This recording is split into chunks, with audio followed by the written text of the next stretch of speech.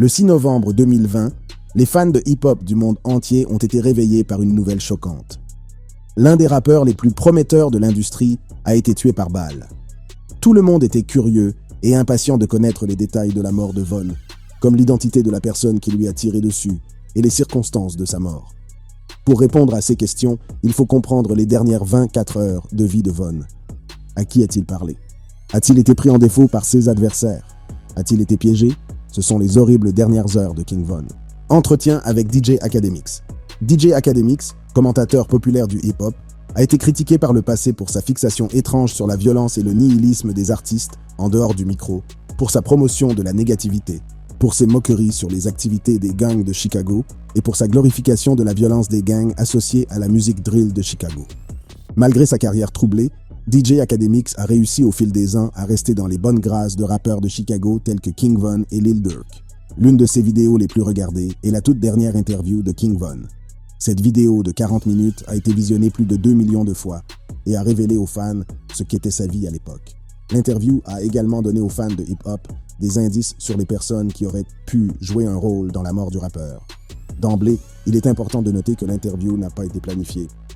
Au début de la vidéo, DJ Akademiks a révélé que Von était un invité surprise. L'interview ne semblait pas avoir été planifiée, car Von la diffusait en direct depuis son téléphone alors qu'il conduisait. Dans l'interview, Von a fait allusion au style de vie mortel qui était le sien. Interrogé sur son surnom, The Demon, qui semblait découler de son style de vie gangsta, King Von n'a pas hésité. Il est intéressant de noter qu'après sa mort, de nombreux rapports concernant le nombre de personnes qu'il a tuées ont fait surface. Cela montre non seulement qu'il était un gangsta pur et dur, mais aussi qu'il a dû avoir de nombreuses opportunités. Bien que beaucoup pensent que cela lui a permis d'acquérir une certaine crédibilité dans la rue, il est possible que cela lui ait donné une cible énorme dans le dos, car beaucoup de gens étaient prêts à l'attraper. En fait, comme nous le verrons plus loin dans la vidéo, Von a été forcé de se promener avec des gars de O-Block, une sécurité armée, et s'est déplacé dans un véhicule à l'épreuve des balles. Bien que Von ait reconnu que les gens le craignaient, il a également déclaré à Akademiks qu'il l'aimait tout autant. C'est l'une des raisons pour lesquelles on le voyait toujours dans le quartier, même si la zone de Parkway Gardens Homes est connue pour être un haut lieu de la violence des gangs. Le quartier a adopté son nom populaire après le meurtre d'O.D. Perry. Ce dernier était membre des Black Disciples, et le quartier a été baptisé en son honneur. Des rapports provenant du quartier suggèrent que le meurtre d'O.D. Perry a été commis en représailles au meurtre de Shondale Gregory, alias Tuka, âgé de 15 ans, qui a été tué par balle alors qu'il attendait à un arrêt de bus de Chicago la même année. Après la mort des deux membres de gang, le quartier a sombré dans le chaos, déclenchant une série de fusillades qui ont fait de nombreux morts et qui continuent de faire des ravages dans la communauté jusqu'à aujourd'hui. Ce qui est triste dans la violence des gangs, c'est que chaque parti veut toujours avoir le dernier mot, ce qui entraîne un cycle de violence sans fin. Nombreux sont ceux qui pensent que la célébrité grandissante de Von aurait dû le tenir à l'écart du quartier pour éviter qu'il ne soit pris entre les feux croisés des GD et des BD. Cependant, Von était catégorique sur le fait que O-Block était sa maison et qu'il n'avait pas peur d'y traîner dès qu'il en avait l'occasion. Il a révélé qu'il aidait les résidents à régler leurs factures et qu'il offrait des bonbons aux enfants chaque fois qu'ils se trouvaient dans le quartier. Cependant, il a également révélé qu'il était prudent car il savait que la célébrité et l'argent attiraient toujours la jalousie et la haine, même de la part de ses propres concitoyens. Malgré cela, personne ne s'est jamais approché de lui en raison de sa notoriété. En fait, chaque fois qu'il était dans le quartier O-Block, tout le monde se comportait de la meilleure façon possible. Étonnamment, Von a laissé entendre qu'il n'avait pas été tué à O-Block à cause de la violence des gangs. Selon le rappeur de Chicago, il y a une fausse perception du quartier. Il a dit à Akademiks que les gens ne devraient pas avoir peur de ce quartier et que la seule raison pour laquelle il avait mauvaise réputation était que des gens qui n'étaient pas d'O-Block venaient y créer des problèmes. Il a également fait remarquer qu'à l'époque, les choses commençaient à s'améliorer dans le quartier.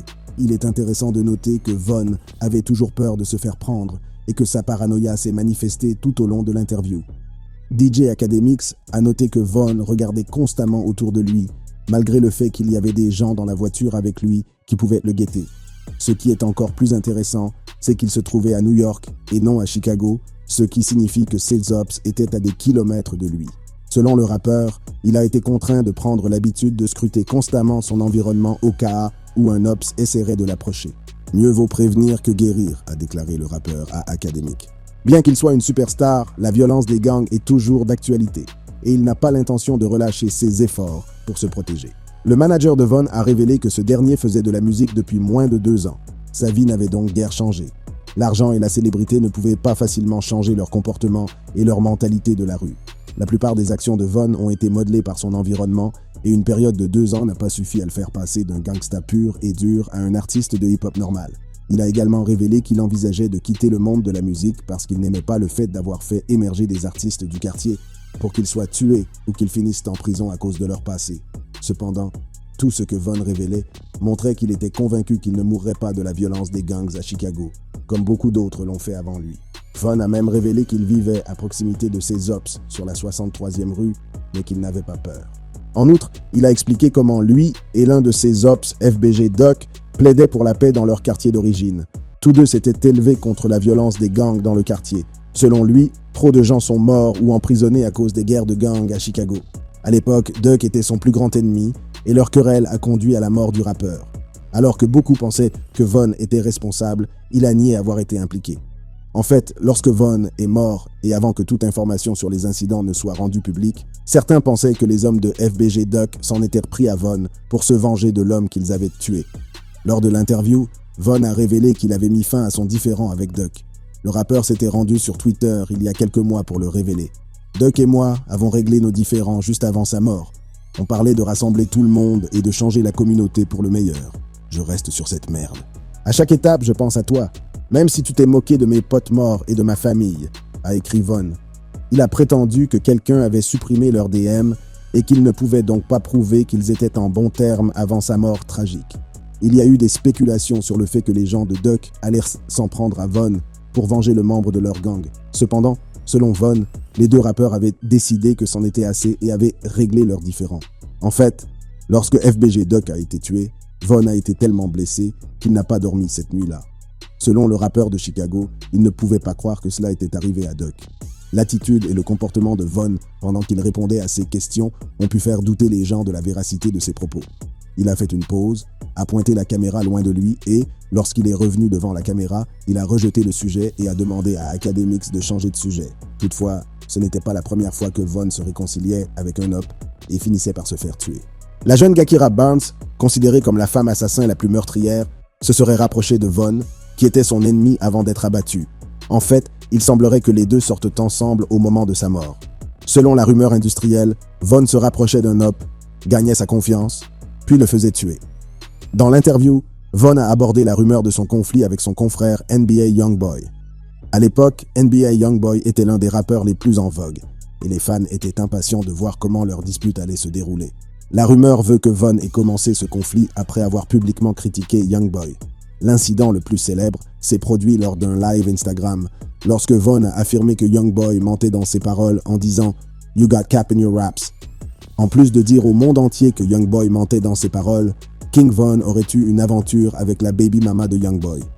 Comme si cela ne suffisait pas, le rappeur de Chicago se moquait souvent de Youngboy sur Internet, notamment en imitant ses délires sur les réseaux sociaux. Avec tout cela en public, les fans ont été surpris que Youngboy n'ait pas parlé de son nouvel op. Beaucoup pensaient que Von cherchait à se faire remarquer en utilisant le nom de Youngboy, qui était une superstar. Se battre avec Youngboy l'aurait facilement aidé à monter encore plus vite qu'il ne l'était déjà. Dans des circonstances normales, tous ces éléments auraient facilement déclenché un beef dans le monde du hip-hop. Mais à la surprise générale, NBA Youngboy est resté silencieux. Il semble qu'il ne voulait pas attirer l'attention sur un rappeur qui n'était pas encore à son niveau. Youngboy ne mentionne King Von qu'après sa mort, car le rappeur de Chicago est devenu encore plus célèbre après son décès. Le 14 janvier 2022, NBA Youngboy fait sensation sur Internet après la sortie de sa chanson « Bring the Hook Back ». Dans cette chanson, il se moque du défunt King Von et de tout son gang, O-Block. Dans les paroles de la chanson, NBA Youngboy se moque carrément de la mort de King Von. Cela a déclenché un conflit avec d'autres artistes, comme Lil Durk, l'ami de toujours de Von, qui a pris la défense de son ami décédé. Selon Lil Durk, Youngboy devrait se taire au sujet de Von puisqu'il n'est pas l'auteur du coup porté à son ami. Il n'est pas question de le revendiquer si tu ne l'as pas fait. Tu es toujours une salope. A posté Durk. Kayla B, la sœur de Von, lui a emboîté le pas et a posté. En détention à domicile pour démence, allez dans ses rues. Elle a suivi ce post avec « Ne le revendique pas si tu ne le fais pas, tu es toujours une salope ». Tout d'abord, Von a précisé qu'il n'était pas en conflit avec un rappeur, et surtout pas avec Youngboy. D'après lui, les vraies querelles impliquent que quelqu'un se fasse tirer dessus. Il a également accusé les fans de hip-hop d'avoir tenté de déclencher le conflit entre les deux rappeurs. Dernières heures. Comme nous l'avons vu précédemment, le statut de gangsta de Von et tous les cadavres qu'il aurait attrapés lui ont valu une certaine crédibilité dans la rue. Il était craint au point que les fans de O-Block ne se précipitèrent pas sur lui dès qu'ils le voyaient. De plus, il était obligé de se promener avec des gars d'O-Block, une sécurité armée, et il se déplaçait dans un véhicule à l'épreuve des balles. Alors, qui serait assez courageux pour s'approcher de Von? Où étaient ces hommes du bloc O? Et surtout, où était sa sécurité armée? DJ Academics a interviewé le manager de King Von, Jamison François, alias Sanka Track, et a fait la lumière sur les dernières heures de vie du rappeur. Track, qui a également été blessé par balle lors de l'altercation qui a conduit à la mort de Von, a révélé de nombreuses informations sur cette journée fatidique. Certaines des choses qui se sont produites cette nuit-là étaient si étranges que même lui ne les comprenait pas. Track a révélé que les événements qui se sont produits étaient spontanés et qu'ils ne suivaient pas strictement la procédure comme ils en avaient l'habitude. En outre, il ne semblait pas être dans le bon état d'esprit, comme nous le verrons plus tard. Du comportement étrange de Von à ses mauvaises décisions, l'histoire de Von est émaillée de nombreuses spéculations et informations erronées. Selon Track, il a été contraint de faire toute la lumière sur les événements de la journée parce que des gens répandaient des mensonges sur son client décédé, assassinant son caractère, le dépeignant sous un mauvais jour et détruisant l'héritage de Von ce jour-là. King Von et son entourage s'envolent de New York pour Atlanta, où doit avoir lieu la fête de sortie de son album. King Von venait de sortir son premier album, Welcome to O-Block. Alias Sanka Track a révélé que Von voyageait avec son entourage habituel, composé de 3 gardes de sécurité armés et de près de 15 de ses potes. Selon Track, les gars d'O-Block que Von gardait autour de lui en permanence aimaient le rappeur et étaient prêts à le protéger mieux que n'importe quel agent de sécurité. Ils mouraient pour Von car ce dernier les avait aidés depuis qu'il était devenu riche et célèbre. Leur relation était si étroite que Track confiait la vie de son client aux gars d'O-Block plus qu'à un agent de sécurité. Avec un entourage d'environ 25 voitures, le groupe s'est rendu à l'Opium Night Club d'Atlanta pour la fête de sortie de l'album. Cependant, après cette soirée, les choses ont commencé à se gâter. Von et son manager travaillaient selon des horaires bien planifiés à l'avance. Ils suivaient toujours une routine. Ce soir-là, Von n'a pas suivi le protocole. Track savait qu'après avoir quitté le club, ils retourneraient tous à l'Airbnb qu'ils avaient loué pour y passer la nuit. Mais Von a fait un détour et s'est rendu au Hookah Lounge. Pourquoi un salon du narguilé? Personne ne le sait. Une fois de plus, il est important de noter que les rappeurs sont payés pour faire des apparitions dans les clubs. Cependant, le manager de Von a révélé que Hookah Lounge n'avait pas payé Von pour qu'il se présente dans leur club. Track a également précisé que Von avait tout à fait le droit de se rendre dans ce club, même s'il s'agissait d'une décision impromptue. Autre fait étrange, en temps normal, c'est Track qui aurait conduit Von. Cependant, le rappeur est monté dans son véhicule blindé et a demandé à son chauffeur de se rendre au Hookah Lounge sans sécurité. Il était avec environ 4 autres personnes dans la voiture. Le reste de l'entourage a reçu un appel plus tard de la part de ceux qui étaient partis avec Von pour les informer de leur position. En fait, Track a révélé que c'est le DJ de Von qui l'a appelé, inquiet de savoir s'ils étaient seuls. Il semble qu'il ait également été troublé par les décisions de Von. Quel est l'intérêt d'aller à l'Opium Night Club avec un entourage d'environ 25 véhicules pour ensuite se rendre dans un autre club sans eux? Et pour ne rien arranger, vous ne prévenez pas votre manager ou la sécurité de vos allées et venues. Cela n'a aucun sens. Von n'avait pas l'habitude de commettre de telles erreurs en matière de sécurité. Selon Track, chaque fois qu'ils se rendaient à une after-party, ils y allaient en groupe. Mais ce soir-là, Von a complètement ignoré son instinct de gangster et s'y est rendu seul. Ayant grandi dans l'un des quartiers les plus difficiles de Chicago, on s'attendait à ce qu'il soit au top de sa forme en matière de sécurité. En fait, Track a félicité Von d'être le meilleur artiste avec lequel il ait travaillé en termes de sécurité.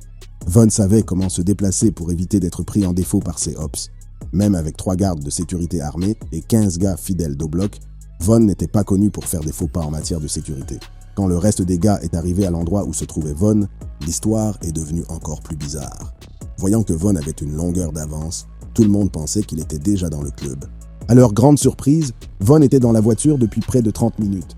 Alors pourquoi était-il parti sans eux et sans rien dire à personne pour se contenter de se détendre sur le parking?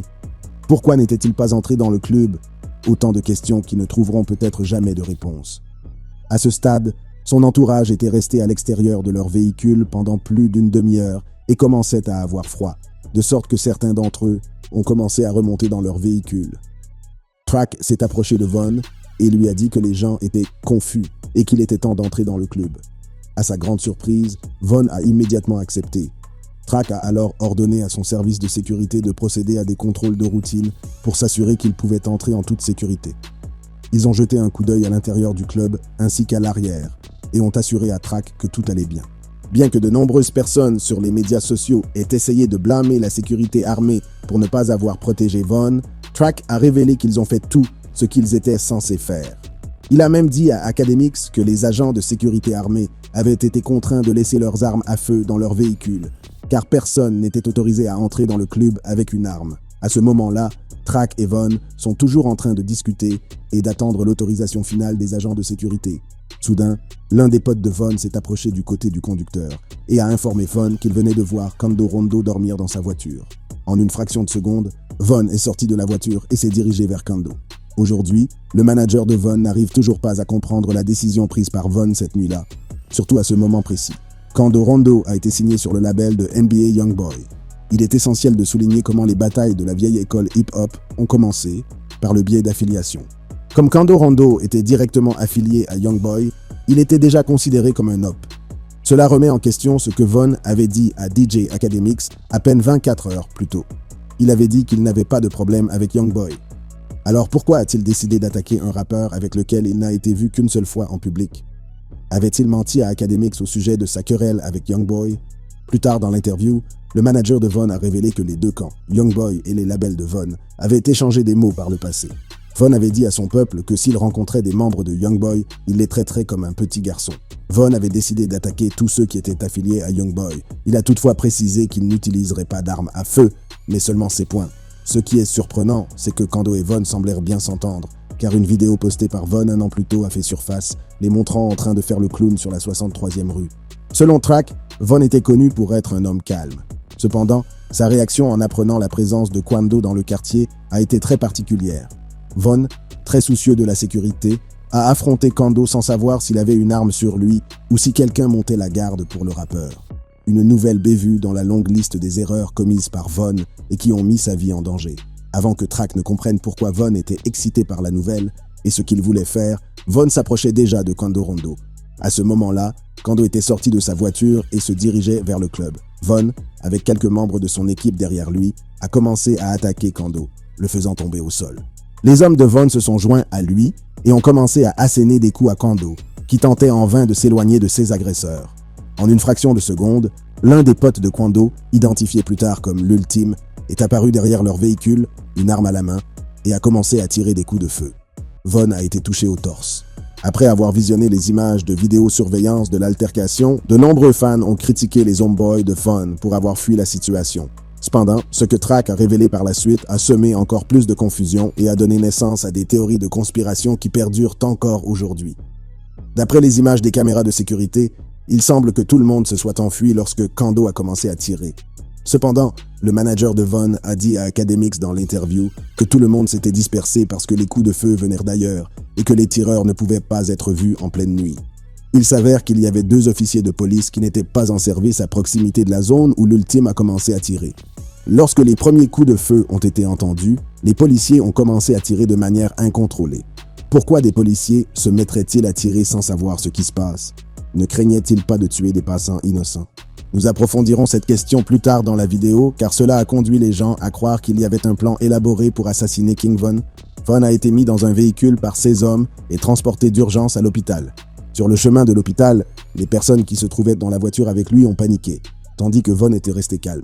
Selon son manager, Von a essayé de calmer tous ceux qui étaient dans la voiture avec lui.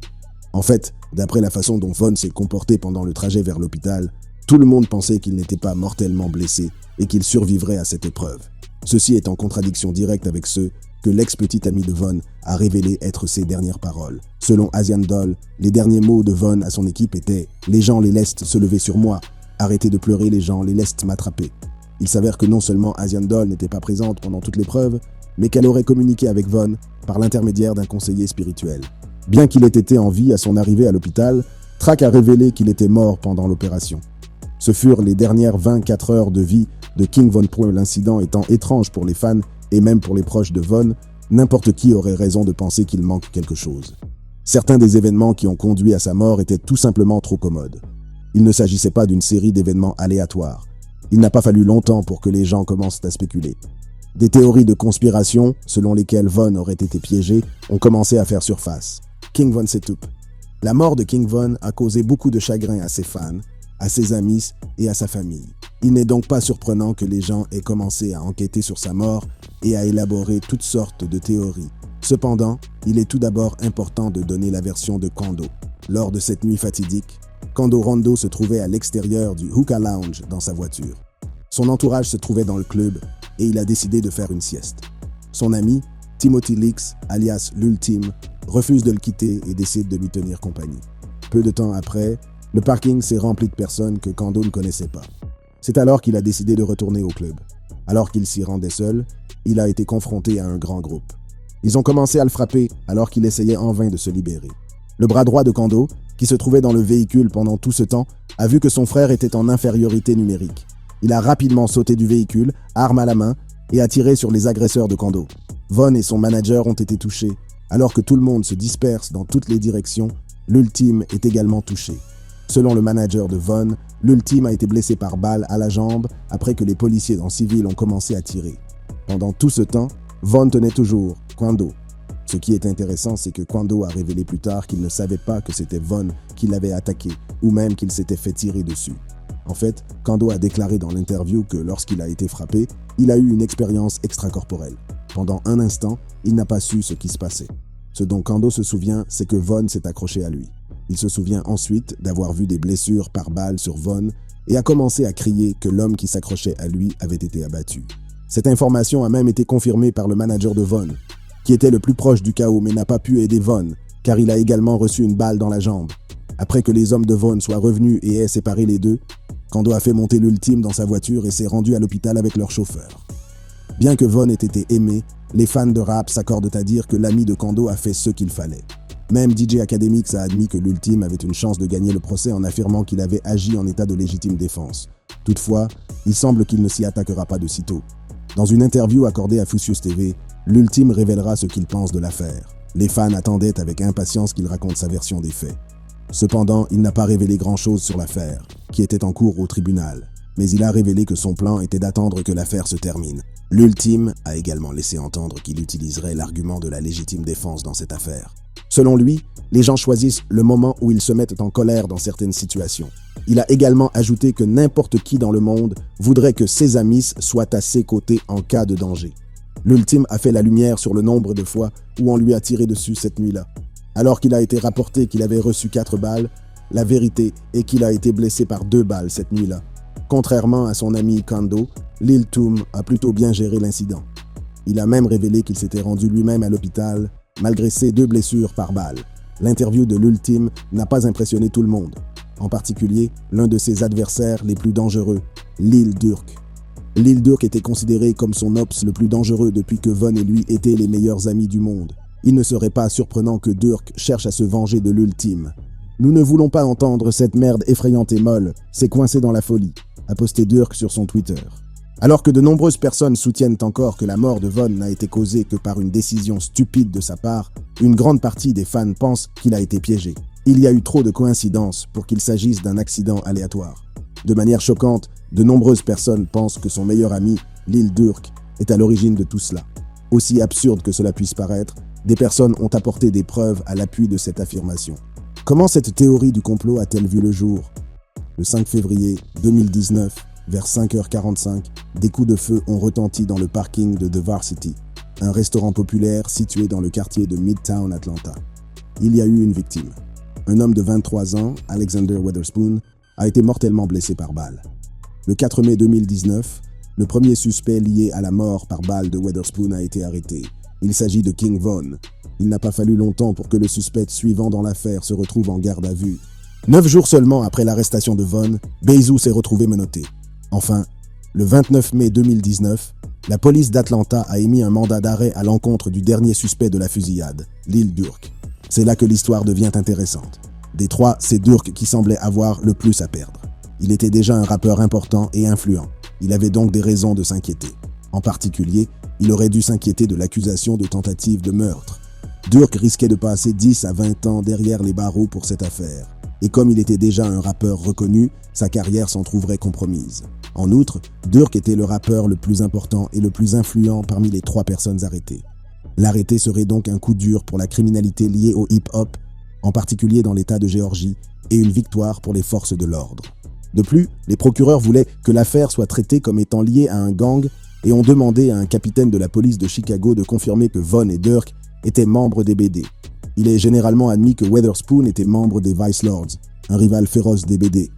Cela aurait pour effet d'alourdir les charges qui pèsent sur Durk. Lorsque Durk et Von Finale ont comparu devant un juge, 2 éléments de preuve intéressants contre Durk ont été mis en lumière.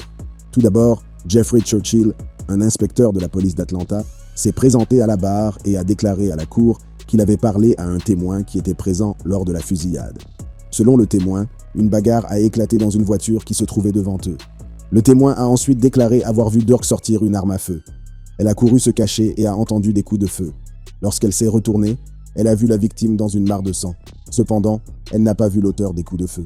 Le détective a également révélé qu'ils avaient obtenu des images de surveillance montrant la main de Durk sortant du SUV et tirant avec son arme sur Weatherspoon. Un juge a ensuite estimé que les accusations portées contre les rappeurs étaient fondées, ce qui signifie que l'affaire a été portée devant les tribunaux. Cependant, à la fin du mois d'octobre 2022, toutes les charges retenues contre Durk ont été abandonnées.